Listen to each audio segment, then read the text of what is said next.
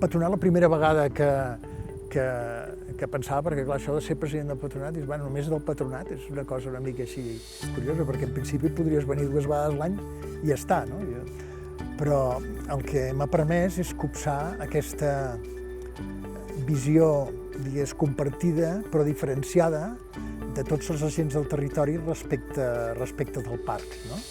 Que tothom, a la seva manera, i a vegades d'una manera més explícita i d'altres vegades més implícita, s'estima el territori cadascú a partir de les seves vivències i de la seva activitat de vida, de la seva activitat professional. Això és una mica el resum del que és el territori, jo crec que és el parc al voltant de la seva gent, òbviament, perquè el parc sense gent no seria res, no tindria cap mena de sentit. No?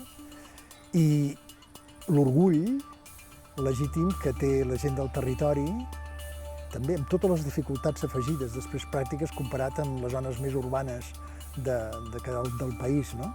Però que té de viure en el lloc. No?